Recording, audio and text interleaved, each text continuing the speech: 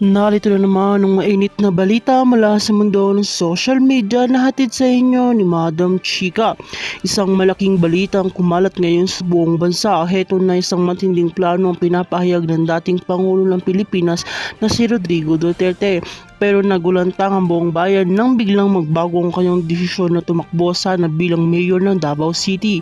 Bakit nga ba siya umatras bigla? Ano nga ba ang dahilan nagudyok sa kanya upang bawiin ang kanyang planong paglaban sa pagka-mayor?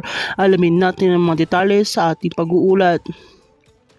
Hindi matatawalan ng mga desisyon ni dating Pangulong Duterte sa nakaraan matapos ang kanyang pag-upo sa Malacanang, isang malaking planong lumabas ang kanyang pagsabak muli sa politika, ngunit hindi bilang presidente kundi bilang mayor ng Davao City. Ayon sa mga naunang pahayag, layunin niyang magpatuloy ng mga proyektong nasimulan niya sa kanyang lungsod at magsilbing gabay para sa kanyang mga kababayan. Ang Davao City, kung saan nagsimula ang matinding political career ni Duterte, ay kanyang pinagmamalaki. Dito siya unang nakilala bilang The Punisher at naging simbolo ng kanyang matibay na pamumuno. Ngunit kamakailan lang nagulat ang lahat nang bigla niyang inihayag ang kanyang pag-urong sa kandidato bilang mayor. Ano nga ba sa kanyang matinding plano? Bakit siya umatras? Marami nagulat sa desisyon ni Duterte na umatras.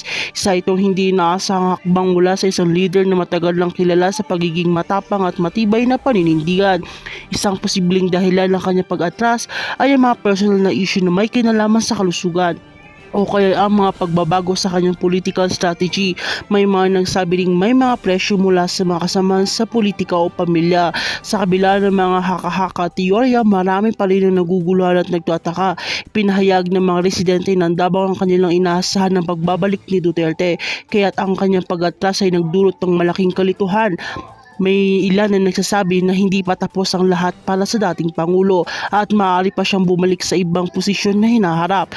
Pero para sa mga taga Davao, ang pagkawala ni Duterte sa royalty race ay isang malaking hamon sa lokal ng politika. Kaya naman patuloy ang tanong ng buong bayan, bakit nga ba umatras si PRRD? Ang kanyang desisyon ay nagpapalala sa atin sa mundo ng politika. Walang permanente at bawat hakbang ay may rason at hindi estratehiya sa likod nito.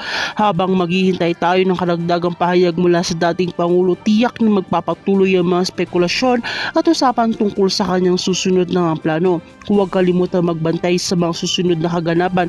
Ito ang inyong mga ulat mula sa Madam Chika at magbabalik kami para sa mga susunod na balita. At kung ikaw ay bago pa lamang sa akin channel, ay huwag kalimutan mag-like, share and subscribe para update ka sa mga bagong balita.